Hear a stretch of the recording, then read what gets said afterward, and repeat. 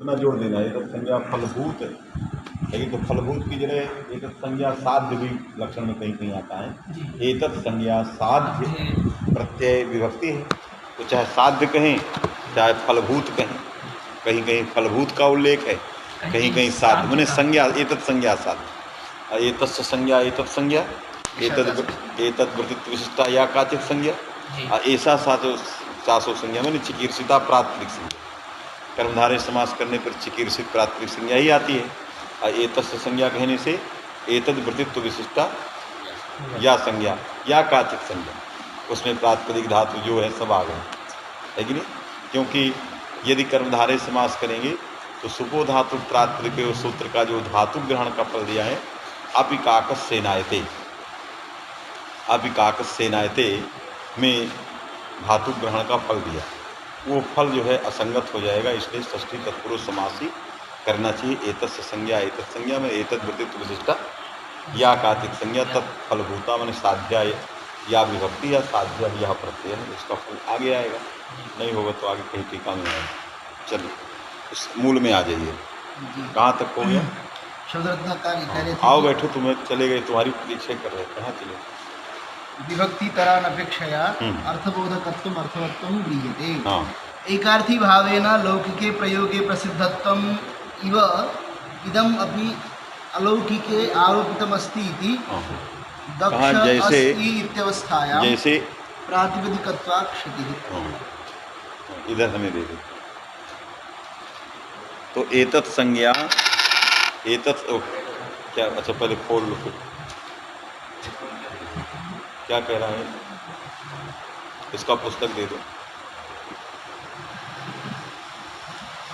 इधर आ जाओ, यहाँ आ जाओ, बैठो नजदीक हैं, इधर आ जाओ। अच्छा कोई है इसमें, उधर आ जाओ, सामने आ जाओ। वो ले आएगा, तुम तब तक पढ़ाते हो, आएगा तो ये आएगा ना, ये बगल वाला जिसका काम है यहीं तक वो आएगा।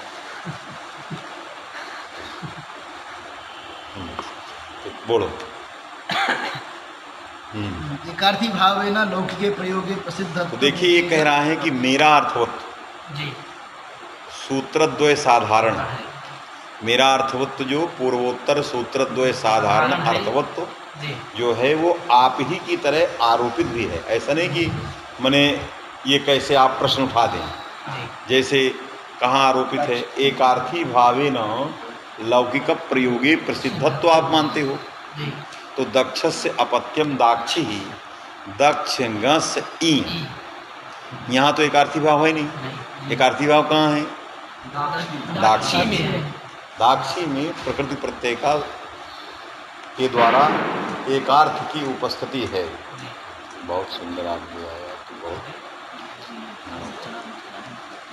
कहीं एक प्लेट में समझ में आया कि नहीं? तो दक्ष गस ई ये हो गया। इसमें एकार्थी भाव है नहीं, एकार्थी भाव के रूप में लोक में प्रसिद्धि नहीं है।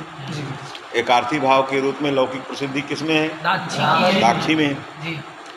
तो दाक्षी में रहने वाला जो एकार्थी भाव है लौकिक प्रयोगे प्रसिद्धत्व है, वो इसमें आरोप कर लिया जाता है।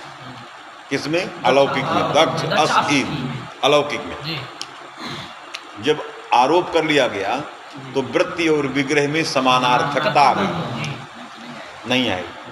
राजनगस पुरुषु जो अर्थ न्यायिक करते हैं, राजनगस पुरुषु या राज, और हम जो राजपुरुष का अर्थ करते हैं, तो उनके मत में तो कभी वृत्ति विग्रह में समानार्थकता नहीं आएगी, है कि नहीं? क्योंकि हमारे यहाँ वृत्ति जो या पीताम्बर कहें, पीताम्बर में जो वृत्ति है उससे पीता भिन्न अंबर स्वामी की संबंधी की प्रतीति है कि नहीं? नैयायिकों के यहाँ पीता भिन्न अंबर संबंध की प्रतीति, पीता भिन्न अंबर संबंध, यहाँ प्रतीति किसकी है? तो संबंध से संबंधी को उपस्थापन करने वाला कोई पद अवयव नहीं है, न पीत है, न अंबर है, न यस्य है कि नहीं? पीत पीत का उपस्थापन करेगा, अंबर अंबर का उपस्थापन करेगा, यश संबंध का उपस्थापन करेगा। तो अवयवार्थ का परस्पर, पीत जो ये है समस्तमान पदार्थ, अंबर ये जो समस्तमान पदार्थ, इन दोनों का परस्पर अभेद ग्रह पूर्वक षष्ठ्यर्थ संबंध में जाएंगे, है कि नहीं? तो संबंध तक प्रतीति होगी, पीता भिन्न अंबर संबंध, ये प्रतीति होगी। संबंधी की प्रतीति नहीं होगी, नहीं होगी। उसके लिए क्या करना चाहिए? रचना करना, व्याकरण होकर के अंडबंड बोलता है अर्थात समुदाय में शक्ति मानना चाहिए। पड़ेगा जी। व्याकरण पढ़ के अंडबंड बोलता है कि नहीं? क्या करना चाहिए? समुदाय में शक्ति मानना पड़ेगा पीतांबर की एक अलग शक्ति मानेंगे। जी। पीतांबर जो शब्द होगा उसका अर्थ अलग है। जी। पीत अंबर से भिन्न, समास जब नहीं हुआ था, पीतम अंबरम, इससे भिन्न। पीता भिन्न अंबर स्वामी, इस अर्थ को उपस्थापित करने के लिए पीतांबर में एक वृत्ति है। कौन सी वृत्ति? जो समुदाय में रहने वाली वृत्ति है, समास में रहने वाली वृत्ति है। यह अवयवों से अतिरिक्त है। अवयव से तो ये अवयव क्या थे? पीतम अंबरम, ये अवयव थे। इनसे भिन्न वो अर्थ है। इसलिए भिन्न अर्थ को उपस्थापित करने के लिए हमने भिन्न में शक्ति माना। इसलिए मान लिया शक्ति भिन्न में, क्योंकि कृतद्धित समासाश्च सूत्र से समास की प्रातिपदिक संज्ञा करनी और समास को अर्थवान होना चाहिए। अर्थवान होना चाहिए कि नहीं? और अर्थवान माने वृत्तिमान होना चाहिए, है कि नहीं? तो यदि पीत अंबर यश में जो अर्थ है और पीतांबर में जो अर्थ है, ये दोनों भिन्न भिन्न अर्थ हैं। वाक्य से क्या, विग्रह वाक्य से क्या प्रतीति होगी? पीता भिन्न अंबर संबंध। और समाज से क्या प्रतीति होगी? पीता भिन्न अंबर स्वामी संबंधी। तब तो वृत्ति विग्रह में समानार्थकत्व नहीं रहा। तो क्या करेंगे? जो वृत्ति में जो अर्थ है, क्या एकार्थ है वो, उस एकार्थ को हम क्या करेंगे? पीत सु अंबर सु, इसमें आरोपित करेंगे। आया? जब आरोपित कर लेंगे तो वृत्ति विग्रह में समानार्थकता आएगी। तो जितनी वृत्तियां हैं, समस्त वृत्तियों से निकलने वाले अर्थ को, अर्थ एकार्थ होता है, वो एकार्थी भाव जनकत्व, एकार्थी भावत्व जो है, उस प्रकार का जो अर्थ है वो अर्थ सब में आरोपित है। आया? तो आपको भी आरोप करना है, आपको भी आरोप करना है। किसमें? दक्ष गसी में। हमें भी आरोप करना है। उभय सूत्र साधारण जो हमने अर्थवत्व माना, लोके अर्थ विषय बोधजनकत्व, लोके अर्थ विषय बोधजनकता तो दक्ष गसी की है नहीं, वो आरोपित है। तो आपको भी आरोप करना, हमें भी आरोप करना, किंतु हमारा मत आपके मत से लागू इसलिए में है कि हमें दोनों सूत्रों में अलग अलग नहीं आया, और हमें प्रत्यय पदार्थ नहीं करना पड़ रहा है। ये महा आरोप तो दोनों में सम है, बराबर है। समझ में आया? चलिए क्या लिख रहे हैं? एक मानने की क्या आवश्यकता पड़ी कि मतलब वृत्ति विग्रह हो समानार्थकत्व? मनुष्य को मानने की क्या जरूरत थी? कोई कहे कि मनुष्य को क्यों माना जाए, उसी तरह का प्रश्न है। विग्रह उसी को कहते हैं जो वृत्ति के अर्थ को बता कराए, वृत्त्यार्थ इसीलिए कह रहा हूँ, जब तक वो मानवीय गुणों से संपन्न नहीं होगा तो मनुष्य क्यों कहा जाएगा? उसको विग्रह क्यों कहोगे जब वृत्ति के अर्थ को कहने में समर्थ नहीं है? इसलिए नहीं है तो उसको आरोप करो, लेकिन बनाओ। समझ बात आ गई? तो इसलिए ये समझो कि वृत्ति और विग्रह के समानार्थकता ये सिद्धांत है। नैयायिक किसको मानता है क्या? वृत्ति विग्रह को नहीं मानते, लक्षण मानता है,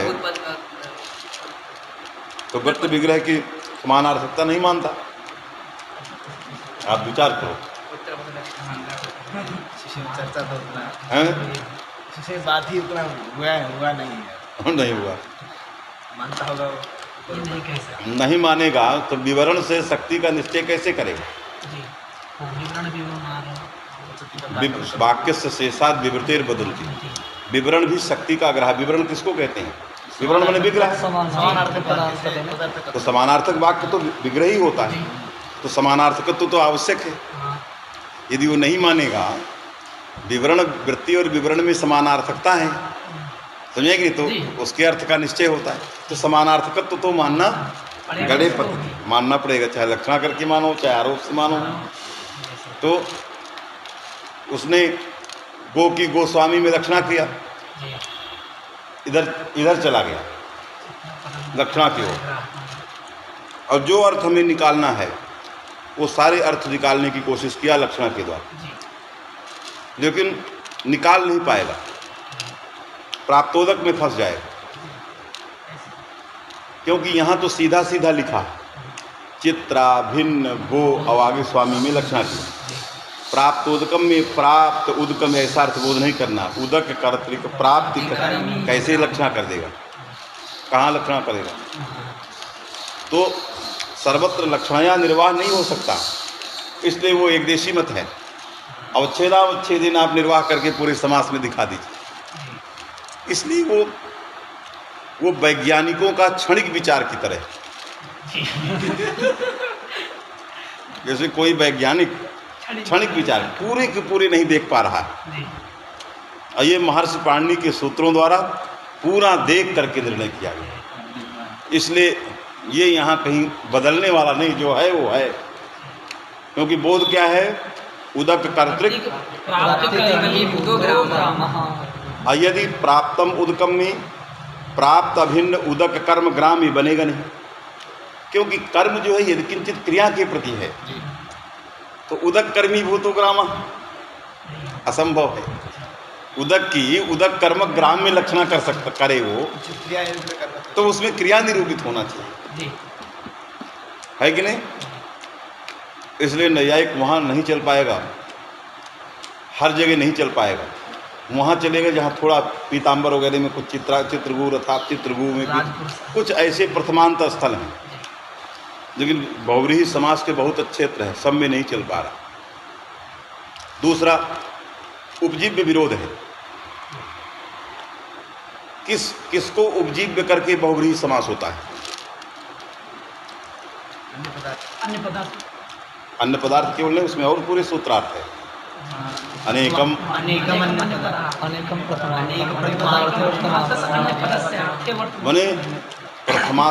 प्रथमांतार्थातिरिक्त जो अन्य पदार्थ है वो भी प्रथमांतार्थ से ही गतार्थ, उसके लिए शब्द का प्रयोग नहीं है।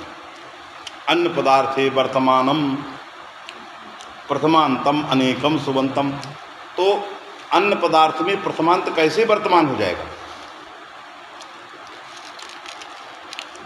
अरे ये कह दे कि देवदत्ता यज्ञदत्ते वर्तमानम, कैसे वर्तमान हो जाए? कहने से हो जाएगा? अन्य पदार्थ में यह समस्तमान प्रथमांत वर्तमान है, वृत्ति है इनकी, ये उपजीव्य करके समास होता है, और उसको आप स्वीकार ही नहीं कर रहे हो। सूत्र कह रहा है कि अन्य पदार्थ और समस्तमान पदार्थ दोनों की वृत्ति है उनमें, उन पदों में। वो पद स्वतंत्र नहीं है, अपने साथ साथ दूसरे का भी उपस्थापन कर रहा है। वो चीज़ आप में है ही नहीं, उपजीव्य विरोध है, उपजीव्य विरोध है कि नहीं? इसलिए बहुत स्थलों में फंसेगा। इसलिए वो क्षणिक ज्ञान है, केवल कुछ स्थलों के लिए, सबके लिए नहीं। चलिए उधर नहीं जाएंगे, नहीं लंबा हो जाए। एकार्थी भावेन लौकिके प्रयोगे प्रसिद्धत्वम इव इदम अपि अलौकिके आरोपितमस्ति इति दक्ष असि इत्यवस्थायां प्रातिपदिकत्वात् क्षतिः आया कि नहीं? तदा प्रत्ययस्य प्राप्तिरेव न इति केवल प्रत्यय पर्युदासो व्यर्थः। लग गया, आरोपित कर लिया, जी।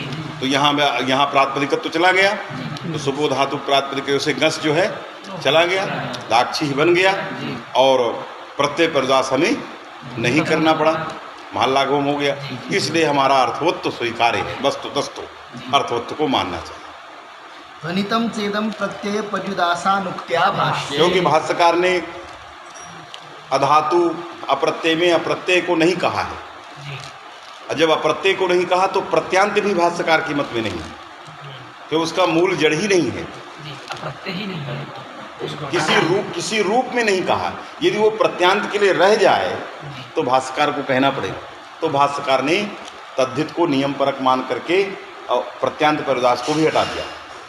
माने प्रत्यांता नाम प्रातिपदिक संज्ञा चेत कृत तद्धितांतस्य ही या तद्धितांतस्य ही। यदि ली धू के लिए कृत अलग है तो प्रत्यांतस्य प्रातिपदिक संज्ञा चेत तद्धितांतस्य ही। तो ठीक है, तद्धितांत की प्रातिपदिक संज्ञा पूर्व सूत्र से सिद्ध हो गई। पचेरन की, एधेरन की, इनकी प्रातिपदिक संज्ञा होगी नहीं, क्योंकि सुबंतस्य प्रातिपदिक रामान की, हरीन की, किसी की नहीं होगी, क्योंकि प्रत्यांतस्य प्रातिपदिक संज्ञा चेत तद्धितांतस्य ही ये नियम बैठा। ये नियम बैठा। इसलिए प्रत्यांत परिदास हरीन, रामान, पचेरन के रोकने के लिए जो किया गया उसकी क्या जरूरत है? तो वो भी विफल है। केवल प्रत्यय की प्राप्ति नहीं, अर्थवत्वाभावात्। इसलिए अप्रत्यय परिदास अनुक्त्या यह स्पष्ट हुआ कि प्रत्यय और प्रत्यांत की प्रातिपदिक संज्ञा भाष्यकार को इष्ट नहीं। समझ में आया? उसको हटाने के लिए अप्रत्यय करने की जरूरत नहीं, जरूरत नहीं। उसको हम अर्थवत्व से हटा सकते हैं, हैं, उसको अर्थवत ग्रहण से हटा अर्थवत से हटा दिया, एक को अर्थवत से हटा दिया जी और दूसरे को नियम से हटा दिया। दिया जो आवृत्ति करके नहीं कह सकते हो कि आवृत्त्यर्थम आवश्यकम, जी भाष्य विरोध होगा। हाँ तो जब वो नहीं रहेगा तो प्रत्यांतों की प्रातिपदिक संज्ञा स्वतः प्राप्त हो जाएगी। तो औपगव की भी प्राप्त होगी, पचेरन की भी प्राप्त होगी। इसमें पचेरन अनिष्ट है, उसके लिए नियम करेगा वो। उत्तर सूत्र तद्धित ग्रहण आया कि नहीं? इसलिए वारण हो जाएगा। ध्वनितम चेदम प्रत्यय परिदासानुक्त्या भाष्ये भाष्ये श्रुतिगन्तम इति सूत्रस्थ भाष्ये कैयटोयोः अपि अत्रैव तात्पर्यमिति बोध्यते। क्यों कृत तद्धितांतं चैव अर्थवत्, अर्थवत् इति वर्तते, जी अर्थवत् इति वर्तते से वहाँ भाष्य का तात्पर्य जो है प्रत्यय परिदास, माने इसी में किसमें एतत् संज्ञा फलभूत एतस्मिन् लक्षणे एव भाष्य से तात्पर्य कैयटस्य। जी अब मूल में आते हैं। तथा च हरिषु करोषि इत्यादि प्रोडबन्धः सत्वं न स्यात् सात्वदाद्यो इति निषेधात् अधातु प्रत्ययो इति सिद्धे नयदयोपादानं स्पष्टार्थम महासंज्ञाकरणं श्रुत्यनुरोधात्। अब इन्होंने कहा कि अर्थवत् अधातु अप्रत्यय अप्रत्यय प्रातिपदिकम, तो अधातु अप्रत्यय ये आपने बनाया, ऐसा क्यों बनाया? यहाँ लिखना चाहिए अर्थवत् अधातु प्रत्यय, जी अधातु प्रत्यय, ये लिखना चाहिए अर्थवत् अधातु प्रत्यय। तो अधातु प्रत्यय अर्थवत् प्रातिपदिकम भवति। दो नए एक साथ, धातुश्च प्रत्ययश्च धातु प्रत्यय और न धातु प्रत्यय अधातु प्रत्यय। इस प्रकार से ग्रंथ लिखना चाहिए सूत्रकार को। लागो था नय द्वय उपादानम किमर्थम, तो नय द्वय का उपादान अस्पष्ट प्रतीति के लिए, क्योंकि द्वंद्वांत में, द्वंद्वादि में श्रूयमाण जो नय होगा उसका प्रत्येक में तो अन्वय होना ही। धातुश्च प्रत्ययश्च धातु प्रत्यय न धातु प्रत्यय अधातु प्रत्यय। द्वंद्व के आदि में स्थित जो नय है उसका धातु से भी अन्वय है प्रत्यय। इसी बात को स्पष्ट प्रतीति करने के लिए हमने लगाया है नय द्वय, इसीलिए लगाया गया है। समझ में आया कि नहीं? जी महासंज्ञाकरणं श्रुत्यनुरोधात्। फिर इतनी बड़ी संज्ञा क्यों किया? जिसकी व्युत्पत्ति लोग पदम पदम प्रतिपदम प्रतिपदम अर्हति प्रातिपदिकम ये सब करते हैं, तो इसके लिए नहीं लगाया है। इन्होंने ये नहीं उत्तर दिया कि मैं इस पर अन्वाख्यान के लिए लगाया हूँ। कहाँ मैं श्रुत्यानुरोधात किया, वेदानुरोधेन मैंने इतनी लंबी संज्ञा किया। मैं अन्वर्थ लाभ के लिए नहीं किया, इसलिए अन्वर्थ करने वाले सब अपास्त हैं, क्योंकि उसका तात्पर्य ही ये नहीं है। नहीं वो कहता ना कि भाई एक वचनम इति महती संज्ञा किमर्थम, तो अन्वर्थ लाभ है। प्रत्यय इति महती संज्ञा किमर्थम, अन्वर्थत्व है। कारके इति महती संज्ञा किमर्थम, अन्वर्थत्व है। तो यहाँ भी कहना चाहिए प्रातिपदिकम इति महती संज्ञा अन्वर्थत्व है, लेकिन ये नहीं कहा अन्वर्थत्व है। श्रुत्यनुरोधात्, वेदों में इस प्रकार की बात थी, उस अनुरोध से हमने ये किया है कि नहीं? तो किस वेद में थी? तो अथर्वणे पठ्यते, अथर्ववेद में ये पढ़ा गया है। को धातु को धातु किम प्रातिपदिकम कश्च प्रत्यय। समझ में आया?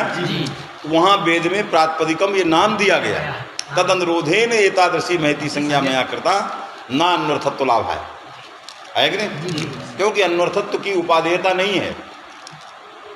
जो पदम पदम प्रतिपदम अर्हति ये सब कर रहे हो वो खींच खांच के अन्वर्थत्व में आता है, सीधे सीधे नहीं आता। लोग विग्रह करते हैं, क्या इसका करते हैं?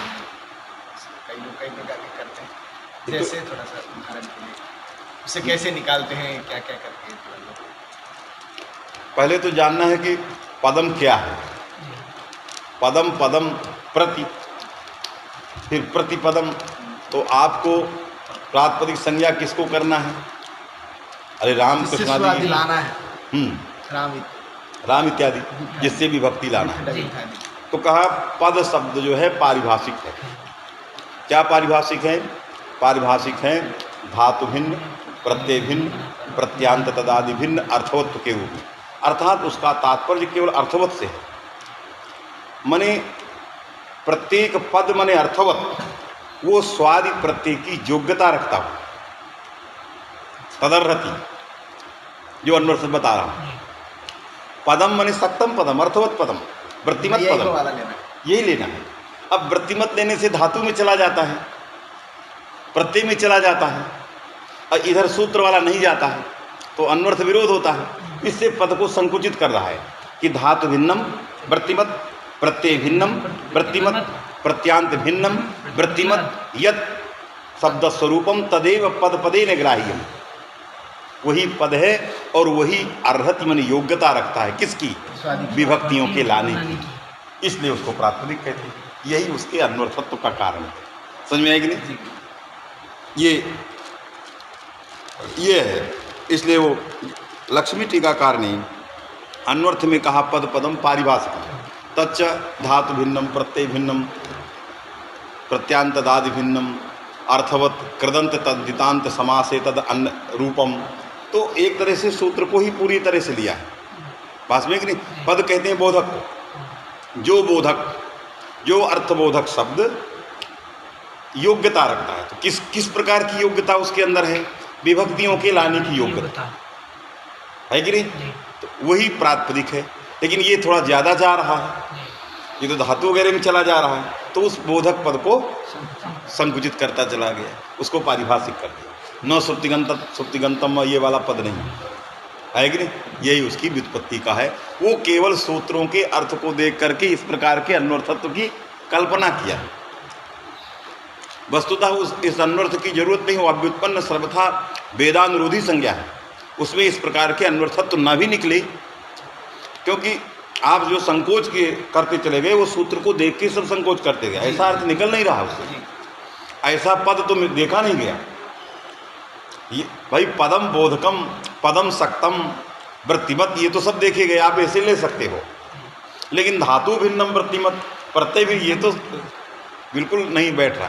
इसीलिए सीधा सीधा अन्वर्थत्व नहीं, खींच खांच के ला के रखो, क्योंकि वेदानुरोधनी संज्ञा है। किसी प्रकार के अन्वर्थत्व की जरूरत नहीं है। यदि अन्वर्थता कथनचित होती तो भाष्यकार जरूर इसके करते, कोई न कोई टीकाकार ग्रंथकार इसमें लिखते।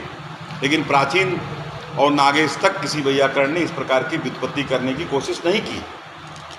न कैयट ने की, न नागेश ने की, न प्राचीनाचार्यों ने की। केवल इधर हो गए लक्ष्मी टीकाकार, है कि नहीं? तो ये कितनी पुरानी, ये अभी के हैं। लक्ष्मी टीकाकार सभापति उपाध्याय हम लोगों के काशी आने के माने 10-20 साल पहले, क्योंकि सुकुल वगैरह पढ़े, पढ़ने जाते जिनके यहाँ, इसका मतलब बहुत दिन नहीं हुआ। जयदेव मिश्र भी बेचू में थे। मैंने इन लोगों ने नहीं पढ़ा, लेकिन थे वो उस समय थे जिस समय महामना जी का काल रहा। उस समय वो व्याकरण के अध्यापक थे, जय टीका लिखने। और इनके जो पुत्र थे उमेश, वो IAS अधिकारी थे और बड़ी बेहतरीन संस्कृत बोलते। उसका लेख देखिए, उसमें जी आगे देखे होंगे।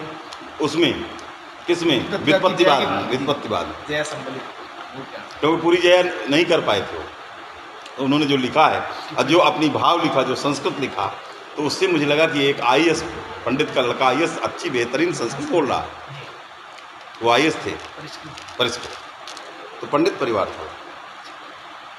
चलिए तो तथा चाथर्वणे पठते हो गया। वित्थादीनि अव्युत्पन्नानि इह उदाहरणम्। यही माने एतस्य सूत्रस्य अस्मिन् सूत्रे डित्थ डबित्थ अव्युत्पन्नानि शब्द स्वरूपाणि उदाहरणानि सन्ति। जो डित्थ डबित्थ हैं, जिनमें प्रकृति प्रत्यय की कल्पना दुस्सक है। भाई शेष में तो आप कह सकते हो कि इसमें कल्पना तो कुछ भी कर सकते हो, लेकिन ऐसे उदाहरण दे रहा है, कहा कि ये सब दुस्सक है, ऐसे अव्युत्पन्न शब्दों की प्रातिपदिक संज्ञा करने के लिए यह सूत्र है। यदि समग्रेपि शास्त्रे संस्कृत वाङ्मये केवलं व्युत्पत्ति पक्ष स्यात् तदा इदं सूत्रम सर्वथा निरर्थकम स्यात्। अतः एतत् सामर्थ्यादेव कल्पते अव्युत्पन्न पक्षोपि वर्तते। अव्युत्पत्ति पक्षस्य च इदमेव ज्ञापकमिति प्राञ्च। समझ में आई कि नहीं? इसलिए अव्युत्पन्न पक्ष को स्वयं ख्यापक है, स्वयं ख्यापक। यदि अव्युत्पन्न पक्षः न स्यात् तदा इदं सूत्रम सार्थक्यम न सर्वे शब्दाः कृदन्ताः, है कि नहीं, धातु संपन्ना कृदन्ताः दिगन्ताः, ये सारे शब्द यदि व्युत्पन्ना सन्ति तो कृदंत तद्धितांत से गतार्थ हो जाते। फिर जो है इस सूत्र की आवश्यकता क्या थी? अतः इदं सूत्रम व्यर्थीभूय ज्ञापयति यत् शब्दानां विषये अव्युत्पत्ति पक्षो भी वर्तते इति प्राञ्चः। प्राञ्चः। ये इनकी अरुचि होगी। अब इन्होंने लिखा, किसने? दीक्षित जी ने। दीक्षित जी ने कहा इस तरह के प्राचीन लोग ऐसा कहते थे, है कि नहीं? माने अर्ची है इनकी, क्योंकि प्राचीन आचार्य कैयट, हरदत्त, ये सब लोग अव्युत्पत्ति पक्ष का पोषक मानते थे, है कि नहीं? माने व्युत्पत्ति पक्ष में सूत्र का नैयर्थ मानते थे। लेकिन हरदत्त जो है कहीं कहीं व्युत्पत्ति पक्ष में भी, माने व्युत्पत्ति पक्ष सर्वत्र विद्यते, तदानीम इदम सूत्रम व्यर्थम नास्ति हरदत्ता। अभी कहा गया कि व्युत्पत्ति पक्षे इदम सूत्रम व्यर्थम, हरदत्त ने कहा व्यर्थ नहीं है। कुछ ऐसे निपात हैं, कुछ ऐसे निपात हैं, कुछ ऐसे अनुकरण हैं, है कि नहीं? आगे है क्या लिखा? व्युत्पत्ति पक्षेपि निपातानाम अनुकरणार्थम च इदमिति हरदत्तेन उक्तम्। क्योंकि व्युत्पत्ति पक्ष में तो प्रकृति प्रत्यय होना अनिवार्य है, जी तो निपात और अनुकरण जो होंगे उनमें प्रकृति प्रत्यय तो कैसे मानोगे? तो इनकी प्रातिपदिक संज्ञा कैसे होगी व्युत्पत्ति पक्ष में? यदि इदम सूत्रम नास्ति तदा इदम सूत्रम आवश्यकम्। तो कथम उच्यते व्युत्पत्ति पक्षे इदम सूत्रम व्यर्थम सत् अव्युत्पत्ति पक्षस्य ज्ञापकम व्युत्पत्ति पक्षे इदम सूत्रम चरितार्थम उत्र निपातार्थम अनुकरणार्थम लगा द्विदम ज्ञापनम न भवितुम अर्हति हरदत्ता। इसलिए प्रांचा लिखा कि प्राचीनों में मतभेद है, जी सिद्धांत नहीं। इन्होंने अव्युत्पत्ति पक्ष का ज्ञापक मान रहे हैं। आगे लिख रहे हैं क्या? यत्तु व्युत्पत्ति पक्षेपि निपातानाम अनुकरणार्थम चेदम इति हरदत्तेन उक्तम तच्चिन्त्यम। क्योंकि उस पर कह रहा ठीक नहीं है। तत्रापि प्रकृत्यादि प्रकल्पना संभवात्। इन्होंने कहा कि वहाँ पर भी प्रकृति प्रत्यय की कल्पना की जा सकती है। यदि समग्रेपि भूमंडले व्युत्पन्ना एव शब्दाः सन्ति तदा न कुत्रापि एवं वक्तव्यम अत्र प्रकृति प्रत्यय रहितोऽयं शब्दः। यदि न दृश्यते अस्पष्टतया प्रकृति ही प्रत्ययः तदा कल्पना क्रियताम् अन्वेषणं कर्तव्यम, है कि नहीं? अन्वेष्टव्यम, किंतु न वक्तव्यम यत् अयं शब्दः प्रकृति प्रत्यय रहिता अपि तो अन्विष्य तत्रापि प्रकृति ही मृग्यताम प्रत्ययश्च मृग्यताम। वहाँ भी आपको प्रकृति प्रत्यय खोजना है। अतः सर्वथा इदम सूत्रम व्यर्थम सत् अव्युत्पत्ति पक्षस्य ज्ञापकम ज्ञापकम लगा कि नहीं? तत्रापि प्रकृत्यादि कल्पना संभवात्। वहाँ भी प्रकृति प्रत्यय की कल्पना हो सकती है। वस्तुतस्तु प्रकृति कल्पना संभवात माने प्रकृति कोई धातु है, उसमें कोई प्रत्यय है, इस प्रकार की कल्पना वहाँ भी हो सकती है। समझ में आया कि नहीं? वस्तुतस्तु व्युत्पत्ति पक्षेपि बहुपटव इत्याद्यर्थम सूत्रम। अब किसी ने कहा कि वस्तुतः, इन्होंने कहा, अब इनका इसीलिए प्रांचा लगाया। जी प्रांचा इसलिए लगाया कि उनका मत रख दिया, अपना मत वस्तुतस्तु से रख रहे हैं कि व्युत्पत्ति पक्ष में इदम सूत्रम आवश्यकम नवा भवताम किम मतम तन्मतम तो प्राचीना नाम है कि नहीं? इन्होंने क्या लिखा? बहुपटवा। बहुपटवा में ईसद ऊनो पटु या ईसद ऊनो पटवा, बहुपटवा या बहुपटु, जिसमें आ जाइए बहुपटवा। बहुपटवा की व्युत्पन्न पक्ष में, व्युत्पत्ति पक्ष में प्रातिपदिक संज्ञा किसी से नहीं कहा। क्यों? ये सूत्र तो है नहीं, ये सूत्र तो है नहीं। अब यदि आप व्युत्पत्ति पक्ष में कहते हो उसी से काम चलेंगे, तो ये कृदंत नहीं है, तद्धितांत भी नहीं, क्योंकि तद्धितादि ये था, जी बहुत प्रत्यय आदि में आ गया, अंत में है ही नहीं। ना, इसलिए उत्तर सूत्र से तद्धितांत तत्वेन प्रातिपदिक संज्ञा नहीं होगी। इसलिए हमें पूर्व सूत्र करना चाहिए। किस पक्ष में? व्युत्पत्ति पक्ष में। तो ये धातु भिन्न भी है, प्रत्यय भिन्न भी है, प्रत्यांत भिन्न भी है, प्रत्यांतदादि इसलिए अर्थवान प्रातिपदिक संज्ञा हो जाएगी। तो बहुपटवा प्रयोग की सिद्धि करने के लिए व्युत्पत्ति पक्ष में अर्थवत सूत्र आवश्यक है। कैसे ज्ञापन कर सकता है? जो प्राचीनों का मत है वो ज्ञापन कैसे हो सकता है कि व्युत्पत्ति पक्ष में इदम सूत्रम व्यर्थम सत ज्ञापयति इदम ज्ञापनम कथम कर्तुम शक्यते? क्यों? बहुपटवा इत्याद्यर्थम व्युत्पत्ति पक्षे भी अर्थवत सूत्रम चरितार्थम आ गया। अर्थात एकमेव उदाहरण। तो ये कह सकते हो कि नहीं एकम उदाहरणम योगारंभम प्रयोजयति, सामान्य योग को एक उदाहरण नहीं बना सकता।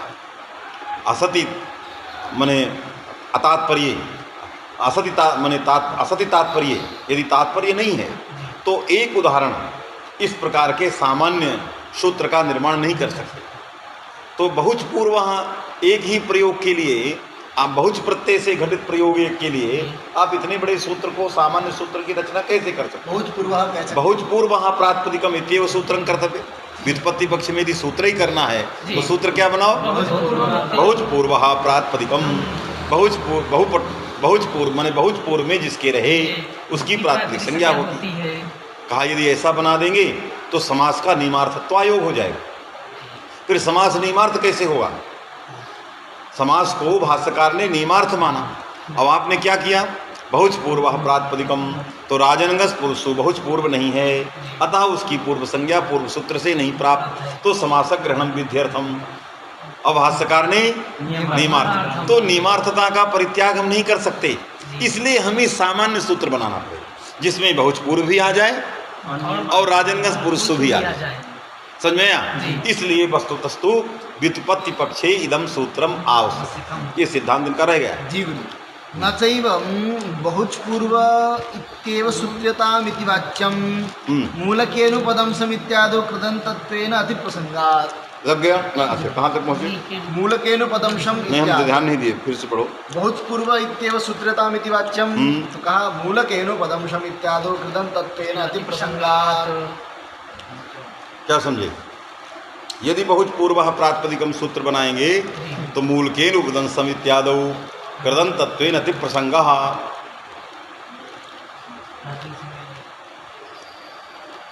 क्यों नहीं बता पाओ? यदि बहुत पूर्व प्रातिपदिकम रहेगा तो मूलकेन उपदंशम इसकी प्रातिपदिक संज्ञा कृदंत तदादि मान के हो जाएगी उत्तर सूत्र से। अति प्रसंग क्यों? कृदंत तदादि की प्रातिपदिक संज्ञा होती। कृदंत तदादि कौन? उपदंश। लेकिन कृत ग्रहणे गतिकारक पूर्व से ग्रहण, कृत ग्रहणे क्यों? कृतद्धि समासास में कृत है तो कारक विशिष्ट में कृदंत तदादित्वम आरोप्यते परिभाषया। तो उपदंश में रहने वाला कृदंत तदादित्व कहाँ चला गया? ये हो गया कृदंत तदादि, इसकी प्रातिपदिक संज्ञा हो जाएगी। इसलिए जो है बहुच पूर्वा प्रातिपदिकम नहीं करोगे तो क्या करेंगे? अर्थवत सूत्र करेंगे और समासक ग्रहण को नियमार्थ मानेंगे। जब नियमार्थ मानेंगे तो ये समासक ग्रहण नियम केवल अर्थवत को नियंत्रित नहीं करेगा, उसके पूर्व में जिस किसी से भी वाक्य की प्रातिपदिक संज्ञा को नियंत्रित करेगा। समझिएगा, समासक ग्रहण जब नियमार्थ रहेगा तो केवल अर्थवत को नियंत्रित नहीं करता, अपितु साथ में जिस किसी भी उपाय से वाक्य की प्राप्त प्रातिपदिक संज्ञा को नियंत्रित करेगा। तो कृदंतत्वात् मूल के उपदंशम वाक्य की भी प्रातिपदिक संज्ञा प्राप्त है, समास उसको भी नियंत्रित करेगा कि यदि वाक्य से प्रातिपदिक संज्ञा चेत तरी समासस्यैव, इसलिए कृदंत तदादित्वेन प्राप्त मूल के उपदंशम ये समास नहीं है, इसलिए इस वाक्य की प्रातिपदिक संज्ञा नहीं होगी। समझ में आया? इसलिए हमें क्या करना पड़ेगा? अर्थवत सूत्र तो बनाना ही पड़ेगा। क्या लिख रहे हैं? समझ में बात आई कि नहीं? मूल है। हाँ, क्या लिखा? पांचों। न चैवं बहुच पूर्व इत्येव सूत्रतामिति वाच्यं मूलकेनोपदंशम इत्यादौ कृदन्तत्वेन अति प्रसंगात्। लग गया? नहीं लगा? संदेह क्या हुआ? यदि बहुत पूर्व इत्येव सूत्रताम कहा तरी मूल के कैसे हो गया? मूलकेनोपदंशम ये अति प्रसंग में ये कैसे उत्तर हो गया? अर्थवत के रखने से मूल केन उपदंसम की प्रातिपदिक संज्ञा नहीं होती थी और अर्थवत के न रखने से होने लगेगी, इसलिए वो अति प्रसंग है। जब अर्थवत नहीं रखते हो बहुज को तो समास ग्रहण नियमार्थ नहीं होता, तो व्यावृत्ति नहीं करता, तो मूल केन उपदंसम की हो जाएगी। और जब अर्थवत रख दोगे वाक्य की नहीं होगी तो समास ग्रहण नियम करेगा, नियम में वाक्य हट जाता है। जो कृदंत तत्व ने करेंगे वहाँ भी चाहे जैसे भी हो वहाँ भी अर्थवत हो जाएगा। जाएगा ही, इस मूल के ऊपर अर्थवत नहीं जाएगा। अर्थवत से क्या लेना देना? समास का नियम कैसे होगा? जब अर्थवत रहेगा तब ना। जी यदि बहुज पूर्व रखोगे तो समास नियम परक नहीं होगा, तो मूल के उपदंसम में लग जाएगा, कृदंत तत्वात् प्रातिपदिक संज्ञा हो जाएगी। और जब अर्थवत है तो समास नियम बनेगा, तो नहीं होगी प्रातिपदिक संज्ञा, तो नहीं होगी कृदंत तत्वात्। क्यों? वो नियंत्रण करता है कि यदि वाक्य से प्रातिपदिक संज्ञा जेन के नापि उपायन, चाहे पूर्व से चाहे कृदंत से, तो समास से ही हो। इसलिए फल तो बना। यदि बहुज पूर्व इति सूत्रम स्यात् तदा मूलकेन उपदंसम इत्यत्र प्रातिपदिकत्वस्य अति प्रसंगा। यदि बहुज पूर्व सूत्रम नो चेत अर्थवत सूत्रम तथा समास ग्रहण कृत निवेन तस्य व्यावृत्ति, तो नाति प्रसंगा, तो उत्तर तो हो गया, अति प्रसंग तो हट गया। समझ में आया? ये कहना चाहिए। कहा कि न तो समास ग्रहणम नियमार्थम इति विस्तारः। वो आगे पूछो, आगे वो लिखा है उसका उत्तर। कहा कि अर्थवत सूत्रारंभम बिना समास ग्रहणस्य नियमार्थत्व होगा। पूर्व पक्षी कह रहा है समास ग्रहण कृत नियम से मूल के उपदंसम को हटा देगा। अरे तुम बहुत पूर्व बनाओगे तो कैसे समास ग्रहण कृत नियम से बना दो? उसी को आगे लिख दिया, अर्थवत सूत्रम बिना नियमार्थत्व होगा, तो नियम से नहीं हटा सकते। नियम से तभी हटेगा जब अर्थवत को रखोगे। अतः व्युत्पत्ति पक्ष में बहुच पूर्व की प्रातिपदिक संज्ञा माने बहुपटवा की प्रातिपदिक संज्ञा करने के लिए अर्थवत सूत्र आवश्यक है। अतः व्युत्पन्न पक्ष से ज्ञापकम केवल प्राण चाहता, मेरा मत नहीं है, क्योंकि सूत्र चरितार्थ आया, इसलिए वस्तु तो समझ में बात आई कि नहीं? ऐसे लगाना उसको। इत्याद्यर्थमिति शब्द रत्न बोलो। इत्याद्यर्थमिति तो वो है ना बहुपटवा इत्याद्यर्थम सूत्रमिति। नहीं मिला? व्युत्पत्ति पक्षे भी बहुपटव इत्याद्यर्थम सूत्रम इत्याद्यर्थमिति अन्यथा विभक्त्यन्तस्य उदात्तता स्यात्। यदि प्रातिपदिक संज्ञा हो जाए, अच्छा पहले पढ़ो, अन्यथा विभक्त्यन्तस्य उदात्तता स्यात्। आगे पढ़ो। प्रातिपदिकत्वे तु रुक जाओ, पहले सुन लो, क्योंकि कथम उदात्तता स्यात् तो उसको लिख रहा है, हमें कुछ कहना नहीं, पढ़ना हो पढ़ लो।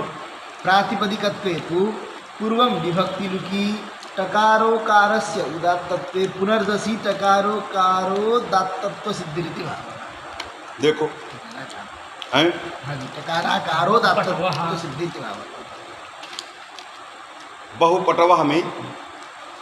बहुपटवह में टकार का आकार उदात्त है, ये सिद्धांत है। होने क्या लगेगा? विभक्त्यंत जो वकार का आकार है उसको उदात्त होने लगेगा, बस इतना ही अंतर है, समझिएगा। यदि हम बहुज पूर्व बहुपटवह की प्रातिपदिक संज्ञा यदि कर दें, क्योंकि बहुपटवह की प्रातिपदिक संज्ञा अर्थवत बहुपटवह की नहीं होती है कि नहीं? बहुपटु को होगी तब उससे बाद बहुपटवह बनेगी। यदि बहुपटवह की कर दें, समझ में आएगी नहीं? तो उदात्त कहाँ होने लगेगा?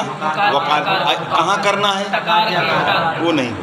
तो क्या लिखा? बहुत पूर्व इत्याद्यर्थम सूत्रम। आगे इसमें क्या लिखा? अन्यथा विभक्त अन्यथा बहुज पूर्व इत्याद्यर्थम सूत्रम बहुपटवा इत्याद्यर्थम सूत्रम। माने बहुपटवा की प्रातिपदिक संज्ञा करने के लिए सूत्र आवश्यक है। अन्यथा सूत्र न होते तो यदि सूत्र नहीं होता है तो इसकी प्रातिपदिक संज्ञा हो जाती, लेकिन विभक्त्यन्तस्य उदात्तता। हाँ,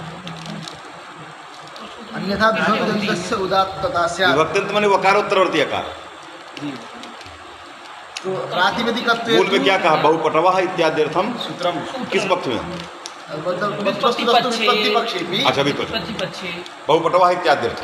क्यों? बहुपटवा की उत्तर सूत्र से, समझ लो बात, उत्तर सूत्र से प्रातिपदिक संज्ञा नहीं प्राप्त है, तो पूर्व सूत्र आवश्यक है। व्युत्पत्ति पक्ष में, तो बहुपटवाह की प्राथमिक संज्ञा करना है जी तो हमने बहुपटु को करेंगे, फिर जस लाएंगे, जी तो बहुपटु की प्राथमिक संज्ञा आवश्यक है। तो करेंगे तो बहुपटु धातु भिन्न, प्रत्यय भिन्न, प्रत्यांत तदादि भिन्न, अर्थवान प्राथमिक संज्ञा हो गई, जी बहुपटु प्रातिपदिक हो गए। जी बात समझे कि नहीं? जी अब बहुपटु ये प्रातिपदिक होने के बाद जो है जस विभक्ति आती है। अब प्रकृति को अंतोदात्त होता है। बहुपटु में किसको अंतोदात्त हुआ? टकार के उकार को। जब गुण हुआ जसीचा, जी बहुपटु में ओकार उदात्त हुआ, जी और जब ओ को आवादेश हुआ तो टकार का आकार उदात्त हुआ। तो टकार का आकार उदात्त हो गया विभक्ति लाने के बाद यदि उसकी प्रातिपदिक संज्ञा करते हैं, क्योंकि फिट जो है अंतोदात्त होता है कि नहीं? तो फिसाह अंतोदात्तस्य, तो टकार का उकार उदात्त अंतोदात्त, गुण होगा तो ओकार अंतोदात्त, और इसके बाद जब आवादेश होगा जस को मान के तो टकार का आकार अंतोदात्त। ये तो इष्ट है। जी अन्यथा यदि व्युत्पत्ति पक्ष में बहुपटवाह की प्रातिपदिक संज्ञा बहुपटु की ना हो तो फिट नहीं रहा है। वास्तव में कि नहीं? फिट जो है नहीं रहा, क्या करें? अन्यथा क्या? अन्यथा विभक्त्यन्तस्य उदात्तता। हाँ, यदि अन्यथा मैंने प्रातिपदिक, तो अन्यथा में क्या लिखा है?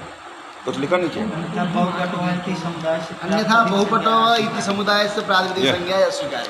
मैंने बहुपटुजस एम समुदाय, जी पूरे समुदाय का प्रश्न। पूरे समुदाय को पकड़े, बहुपटुजस इस समुदाय को पकड़े, समझ में आया कि नहीं? जी तो बहुपटुजस इस समुदाय को जब पकड़ा, अन्यथा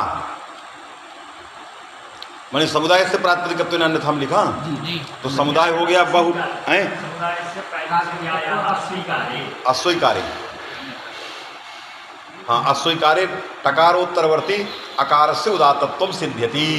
अस्वीकार्य तो विभक्त्यंत से वकारोत्तरवर्ती अकार से उदात्तता सिद्ध्यति। तो पहले स्वीकार्य में लगा दो। जी बहुपटु की प्रातिपदिक संज्ञा करें कि बहुपटु जस की करें? जी यदि व्युत्पत्ति पक्ष में, जी व्युत्पत्ति पक्ष में बहुपटु की प्रातिपदिक संज्ञा पूर्व सूत्र से होती है।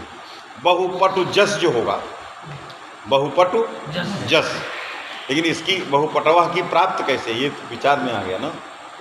बहुपटवाह में धातु भिन्न प्रत्यांत ही है, प्रत्यांत जस हो गया ना, है कि नहीं? देखिए जस आ गया। जस आ गया, इसलिए देखें थोड़ा क्या। अच्छा फिर से पढ़ो उसको, फिर से पढ़ो तो देखिए कहीं कहाँ गड़बड़ा है। फिर एक बार पढ़ता हूँ। हाँ। मूल से। हम्म, वस्तुतस्तु व्युत्पत्ति पक्षेपि बहुपटव इत्याद्यर्थम सूत्रम। मैंने बहुपटवाह इत्याद्यर्थम लिखा, जी मैंने बहुपटवाह के लिए सूत्र आवश्यक है। तो बहुपटवाह प्रयोग बनाने के लिए, बहुपटवाह तभी बनेगा जब बहुपट की प्रातिपदिक संज्ञा हो और तब प्रातिपदिक को मान के जस आवे, गुण हो, आवादेश हो, बहुपटवाह बने। अन्यथा यदि इसकी प्रातिपदिक संज्ञा नहीं होगी तो जस नहीं आएगा। समझिएगा, जब जस नहीं आएगा, यदि प्राथमिक संज्ञा नहीं तो जस नहीं आएगा, तो बहुपटवाह प्रयोग नहीं बनेगी। यहाँ तक तो मूल हो गया।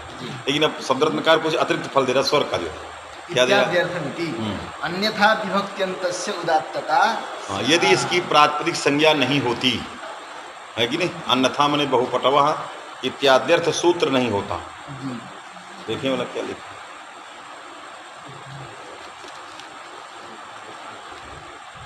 कहाँ लिखा है? अच्छा, इत्याद्यर्थम कहाँ लिखा? अच्छा, ये इत्याद्यर्थम सूत्रम। फिसा तो ठीक है, फिस तो हम ठीक लगा रहे हैं, लिखा ना फिसा है। हाँ, चीता, चीता सूत्र है, ठीक है। ये भी नहीं है।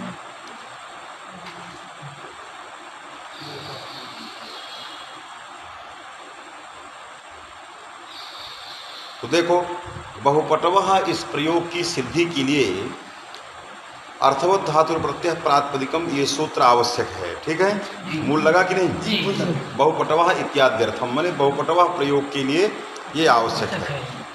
यदि न करें सूत्र, माने व्युत्पत्ति पक्ष में अर्थवत सूत्र नहीं बनाए, तो बहुपटवः में कह रहा है कि विभक्त्यंत को अंतोदात, विभक्ति के आकार को अंतोदात हो जाएगा। अंतोदात तो हो जाएगा, किससे होगा? चिता इति सूत्रे सप्रकृति के, माने प्रकृति सहित से अंतस्य उदात्तः भवति। अरे यदि हम बहुपटवः प्रयोग बन गया, बहुपटु की तो प्रातिपदिक संज्ञा है, बहुपटवः इन्होंने ये कह दिया कि बहुपटवा सूत्र के लिए अर्थवत सूत्र आवश्यक है। यदि अर्थवत सूत्र नहीं करेंगे तो बहुपटवा प्रयोग नहीं बनेगा, है कि नहीं? तो बहुपटवा प्रयोग नहीं बनेगा। अन्यथा, अन्यथा का अर्थ लगा दिया इन्होंने, इत्यादि। अन्यथा मने समुदाय से या अस्वीकार्य, मने समुदाय की यदि प्रातिपदिक संज्ञा नहीं मानते। समुदाय का मतलब हो गया बहुपटु इत्याकारक समुदाय, बहुपटु जस। अच्छा ठीक है, ये बहुपटवा है इसलिए कह रहा है कि बहुज प्रत्यय की प्रकृति पटवा है, पटु जस है। अरे सुबंतात तद्धित आता है, सुबंतात तद्धित आएगा, बस केवल अंत में न जाके पहले आ जाएगा। बात में कि नहीं? तो जो पटवा है बहुपटु जस, ये समुदाय प्रातिपदिक होता है। असुपो धातु प्रातिपदिक से प्रातिपदिका अवयवत्वेन जस चला जाता है।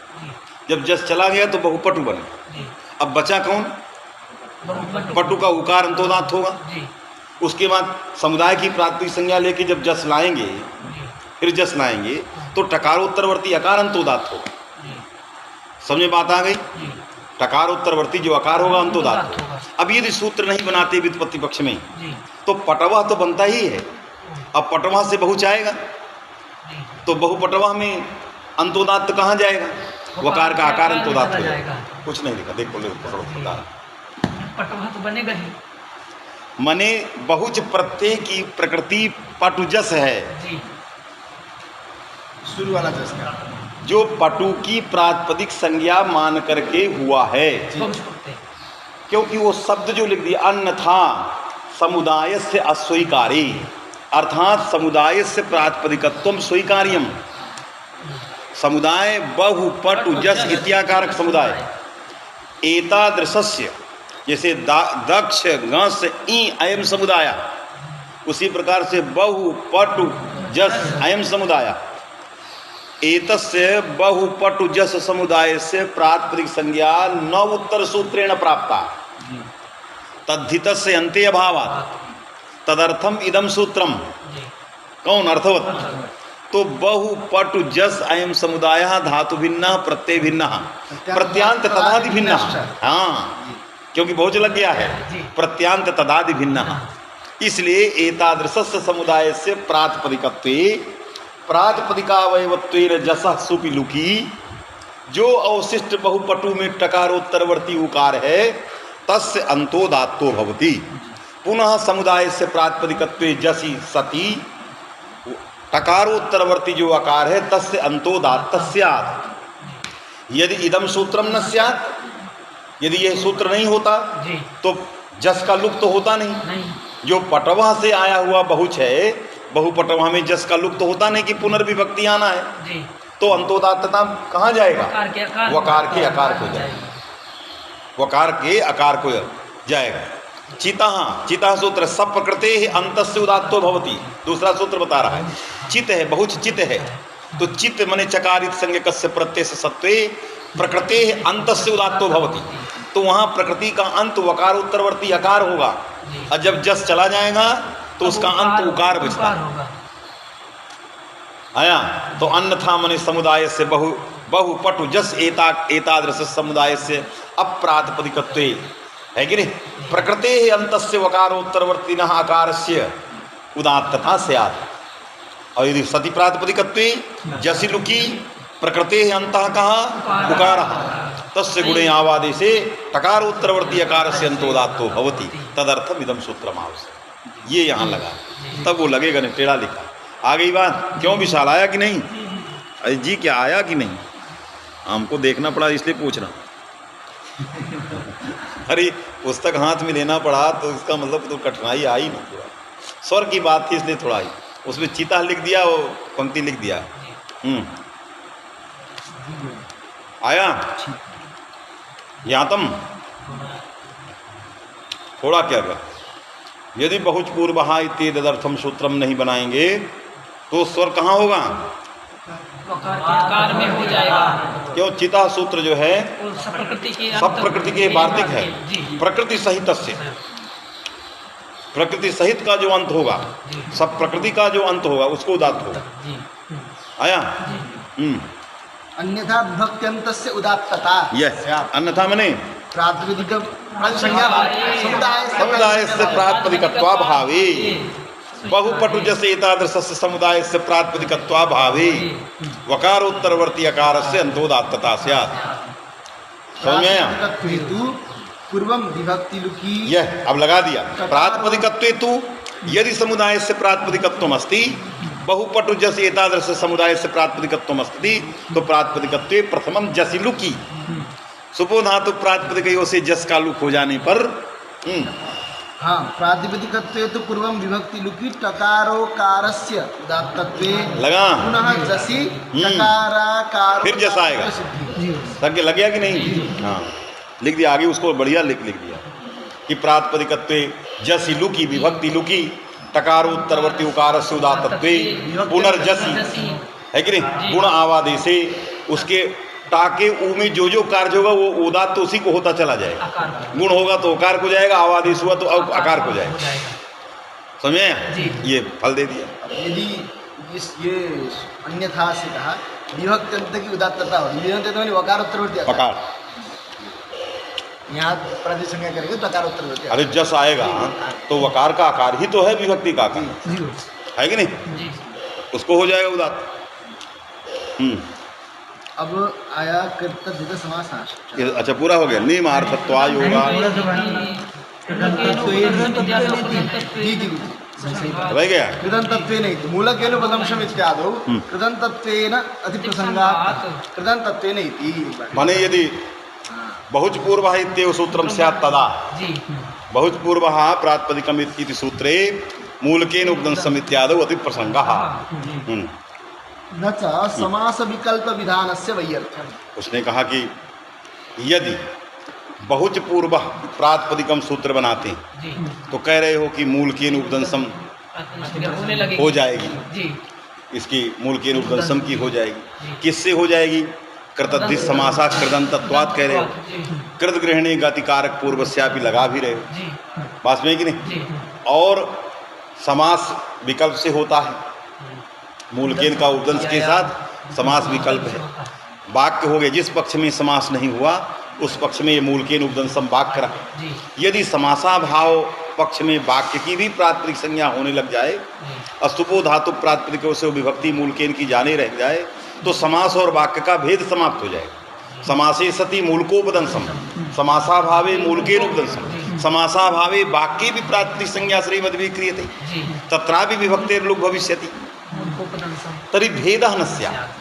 अतः समास विकल्प विधान सामर्थ्यात्, क्योंकि समास पक्ष में मूलकोपदंशम बनता है और उसके अभाव पक्ष में भी वही बनेगा मूलकोपदंशम, क्योंकि वाक्य की प्रातिपदिक संज्ञा हो जाएगी। इसलिए समास विकल्प विधान सामर्थ्यात् कृदन्तत्वेन वाक्य से प्रातिपदिक संज्ञा न भविष्यति।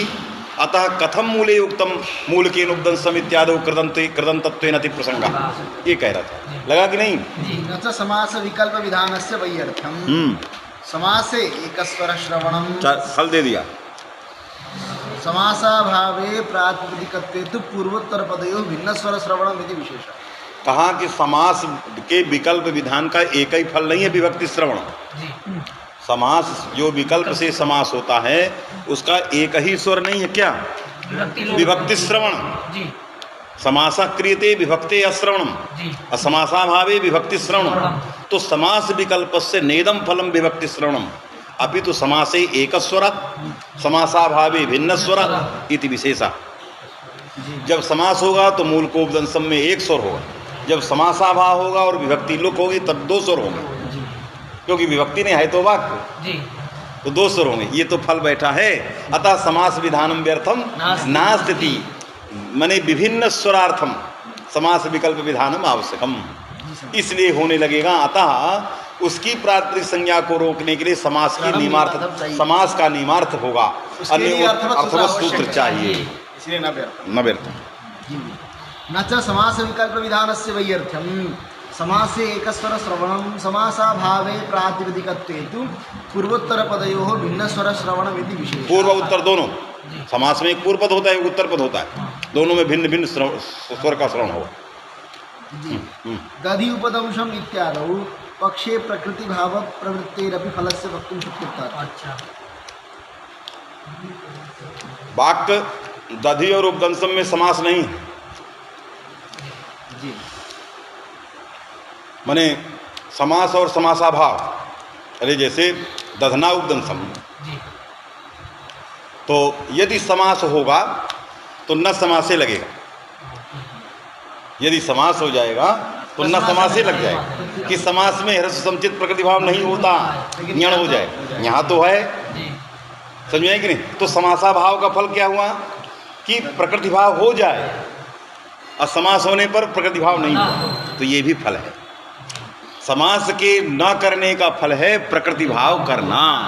यदि समासः एव स्यात् उभयत्र, जी तो अत्र न समासे निषेधेन प्रकृति भाव न स्यात्। इसलिए जब समास नहीं हुआ तो प्रकृति भाव हो गया, जब समास हो गया तो प्रकृति भाव नहीं हुआ। तो दध्युपदंसम दधि उपदंसम दोनों बनते हैं। वाक्य में दधि उपदंसम, समास में दध्युपदंसम आया। तदुपदंशम इत्यादि पक्षे प्रकृति भाव प्रवृत्तेरपि फलस्य वक्तुं शक्यते। हाँ, जी अब आया कृतज्ञता बस हो गया। समासाश्च। जी इति शब्दः न लंघयेत्।